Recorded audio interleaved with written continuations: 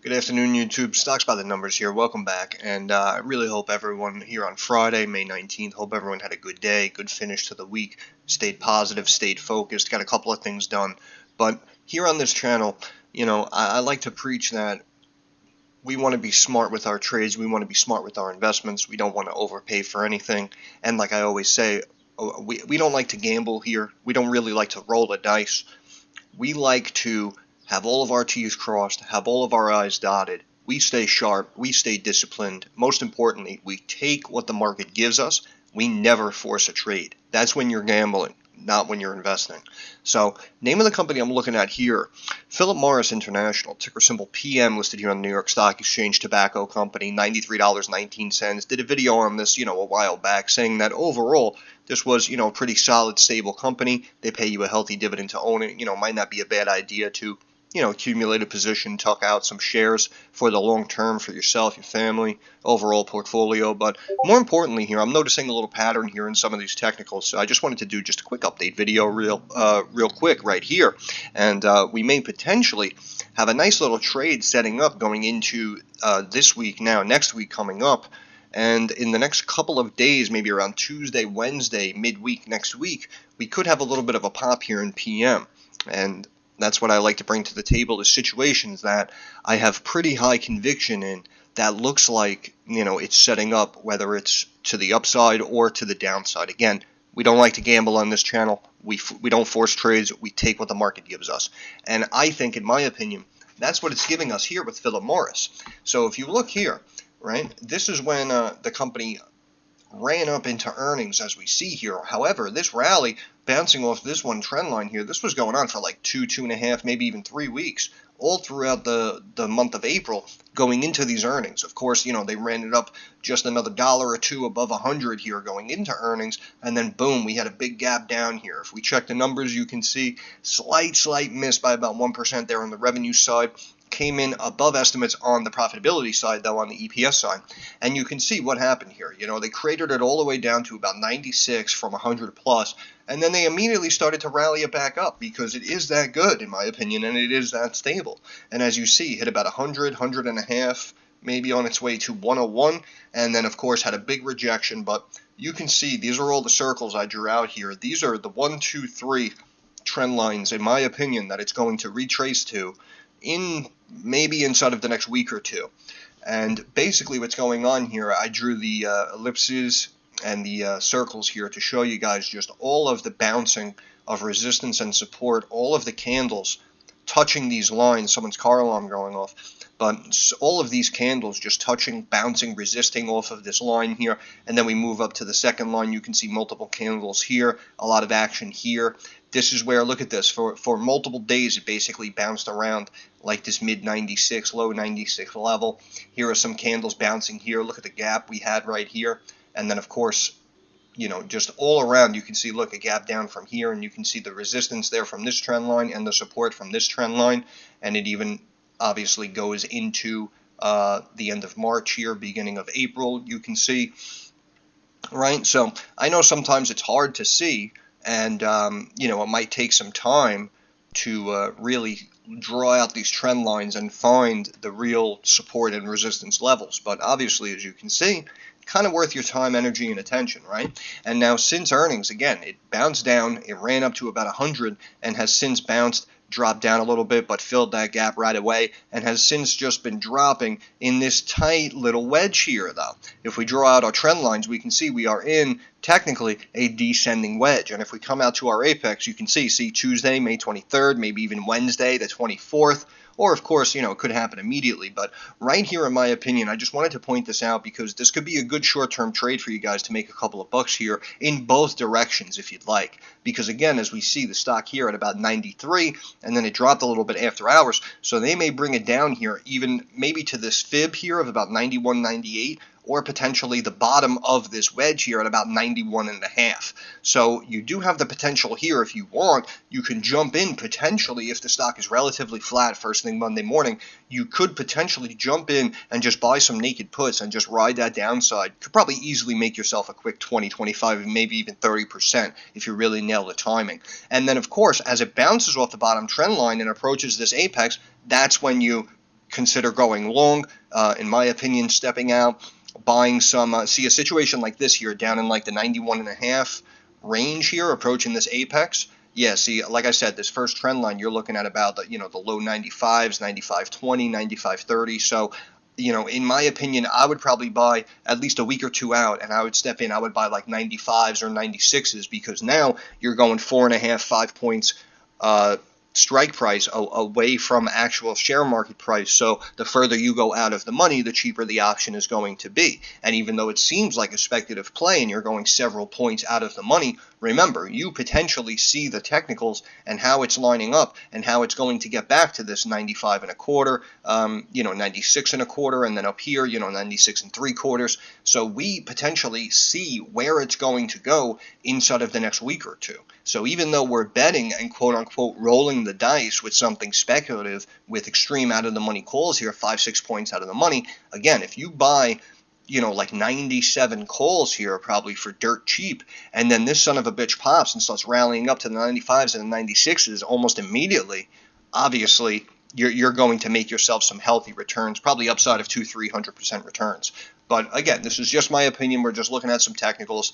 There is nothing guaranteed here in the stock market. The company could make an announcement first thing Monday morning. The stock could drop to 83 from 93. So obviously you need to understand the risks involved. This is just a technical pattern. Nothing is set in stone. It can easily drop down here and then break this bottom fib at 91.13 and drop down here, which of course would potentially make a double bottom. However, if you step in and buy calls and it drops before it goes up, obviously you're kind of going to beat yourself up saying, I should have been patient. I could have paid this much for him, and instead I paid this much, so now I got to wait this long to even make my money back, and it becomes a stressful situation. Totally understandable. However, again, in my opinion, I really don't think it's going to drop down and break down like that. And it does seem like we're setting up this wedge here again. And even though numbers were light, you can see they dropped it down, but immediately brought it back up. So that's why I always like to have PM on my watch list, because brand name stock pays you a nice healthy dividend to own it. And as we see here, even looking at the 52-week range, this was more of, I want to say, in my opinion, like an overreaction here down into the 80s. So this stock at a really, really big discount is probably going to trade anywhere between 85 and 90. When it's fair valued, in my opinion, the stock is easily going to hold a range between like $90 and $100. So that's why, as you see, coming off of these trend lines here, they bounced it up and ran it back into the high 90s for several weeks, because that's probably where the stock really should be trading. And then they ran it up to about 101 on anticipation of earnings, but of course they came in light, not heavy. So instead of seeing 103 to 105, we dropped down to the 96 level and began bouncing around. So that's why, in my opinion, anytime I would see something like a PM down here, like approaching the 93s, the 92s, the 91s, that's when I would know that, okay, it's probably undervalued and oversold, and a lot of analysts and investors are going to agree with me. And anyone, a lot of these older investors who slowly accumulate these shares of these like brand name blue chip dividend paying companies, that's going to be a situation like that for them as well, because they know that the stock usually trades, 96, 98, $100 a share, and now it's 92, 91. So hey, I got a couple extra bucks here sitting in the account. Boom, I'm going to roll it into PM, because chances are inside of the next couple of weeks I'm going to be up overall in the position. So again, we have a descending wedge, which is technically bullish. In my opinion, is going to break out here approaching this apex sometime maybe in the middle of next week. And then again, you're looking at probably about 95 and a quarter minimum, even if it rejects there. So you can make some fast money there. Again, on the put side, in the first day or two, bringing it down to the bottom trend line, and then reversing over to the call long bullish side, however you want to call it, and then catching that pop up coming out of this wedge again, in my opinion, at least back to about that 95.20, 95.30 level. Switching over here to stock charts, you can see it has been slipping, but again, you can see right here, this gap down, you can see even on stock charts, it is making that falling wedge right there, and we're just waiting for a pop out. Look at the 200-day moving average here on the daily, about $95, and then incidentally, look at the middle of the range here. The mid-Bollinger Band, 96.03, and the 50-day moving average, what do you know, 96.33. We come back here. Where is this?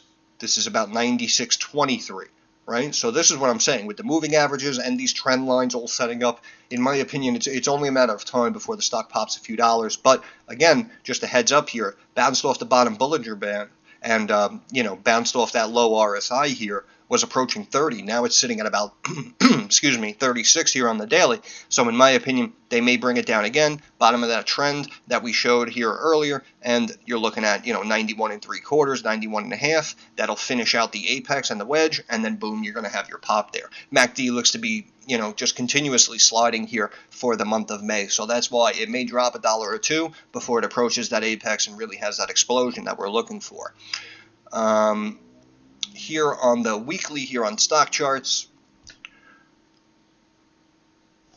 I like the way this 200-day moving average has just been consistently increasing. You can see here basically since 2022, the 200-day moving average was at the very low 70s here, maybe about 71, 70 and a half, 71, and now we can see our 200-day moving average has grown up to 81.68 over the course of about the last 16, 17 months straight. So, just look at that beeline rising, and, this is what you want to see. You want to see the moving averages slowly climbing over time because, again, as I say, even dropping down to this moving average, yeah, it's going to suck in the long term. However, these higher moving averages are now your newer lower lows, if you will, and your new support levels. But you can see here, even the MACD, it tried to fight and cross there, but continued to pull back. Seems to be slipping here on the weekly.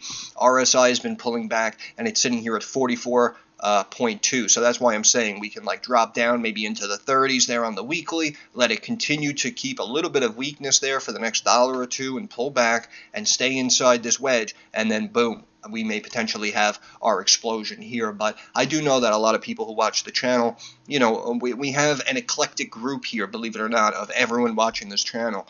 My demographics on the analytics here of the YouTube channel shows me people in the age groups of 18 to 25. I have people 65 plus age groups. So we have large investors, small investors, old ones, young ones. We have, I think, only about 50 or 60% of my views even come from the United States here domestically for us. So obviously I have people in Europe, in Asia, viewing these videos and obviously learning a couple of things along the way. So we have a wider range of investors and traders here watching this channel. So that's why I know pretty much for the most part when I do these analysis videos, it's more for the long term as opposed to the short term, because again, if you have more capital to invest and you're able to accumulate shares and plan for the long term, it of course is much easier, in my opinion, to make money over the years in the stock market.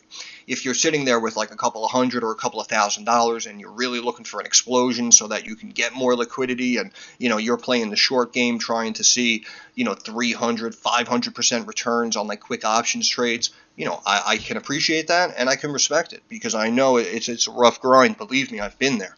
And that's why I wanted to do this video real quick, because we do have this long-term pattern setting up here over the last several months. But again, we do have a short-term play to the downside and then a nice quick short-term pop trade here to the upside. So, it's just something that caught my eye. Anytime I see something that I like, I'm going to make a video. I'm going to let you guys know about it in the Discord on YouTube. And, of course, hey, if you're a shorter-term trader, hey, I think I found something here for you, and I think it's going to work out for you inside of the next week or two. And I'm going to end it there. So once again, this is Stocks by the Numbers. I want to thank you guys for stopping by. Like the video, thumbs up, algorithm helps me out.